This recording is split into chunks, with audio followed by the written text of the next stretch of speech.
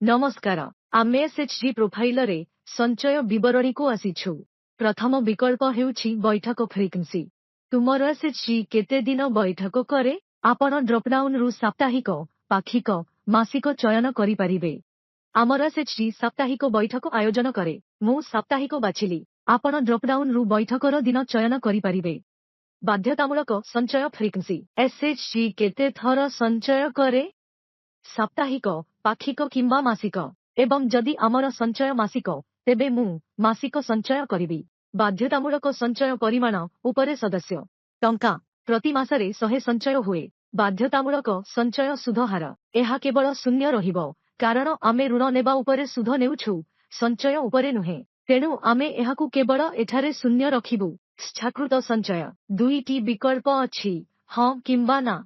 जदि आपणक एसएचजी रे इच्छाकृत संचय अछि तेबे आमे हां करिबु, नचेत आमे एहाकु ना कहिबु एवं विवरणी संरक्षण करिबु। परवर्ती पृष्ठ हेउछि ठिकना। प्रथमे आपणंकु पिन कोड देबाकु पडिबो। आपणंकर एसएचजी जेउठारे थाउ आपणंकर पिन कोड जोडंतु। एठारे आपणंकु आपणंकर एसएचजी र स्थानर ठिकना देबाकु पडिबो। पाखरे जहाँ अछि आपण एठारे ठिकना जोड़ी पारिबे। आपणंकु ग्राम पंचायत चयन करिबाकु पडिबो एवं आपणंकु ग्राम चयन करिबाकु पडिबो।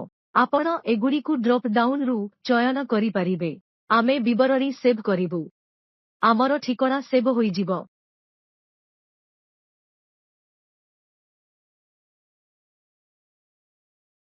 एबे आमे अधिक विवरणी पृष्ठाकु आसीछु। एथिरे प्रथमे आमकु बुककीपरंको नाम लेखिबाकु पडिबो। हिसाब रक्षकंको परिचय तीनोटी विकल्प अछि, हां, आभ्यंतरीण, बाह्य एवं ना। जदि आपणंक एसएचजी रो जणे सदस्य हिसाब रक्षक अटंती तेबे आमे आभ्यंतरीण चयन करिबु एवं आपण बुककीपरंकु चयन करि पारिबे। आपण बुककीपरंको नाम चयन करिबा मात्रे फोन नंबर आपणंको सम्मुखरे देखाजिबो। एठारे एसएचजी जीविका कार्यकलाप विषय रे पचरा जाउछि। जदि आपणंकर एसएचजी कौनसी जीविका निर्वाह कार्यकलाप करे तेबे आपण एठारे ड्रॉप डाउन रु चयन करी प्रवेश करि पारिबे। जदि आपणंकर एसएचजी कौनसी जीविका कार्य करे नाही तेबे आपण कौनसी प्राथमिक जीविका चयन करि पारिबे नाही। निर्वाचित पदाधिकारींको कार्यकाल। निर्वाचित पदाधिकारींको कार्यकाल तुमकु मास मध्यरे सेगुडीकु चयन करिबाकु पडिबो। आमे एहाकु गोटिए, 2 किंबा 3 वर्ष मध्यरे परिवर्तन करिबु। आपणंकु एठारे एसएचजी रिजोल्यूशन कॉपी जोडिबाकु पडिबो एवं विवरणी संरक्षण करिबाकु पडिबो। धन्यवाद।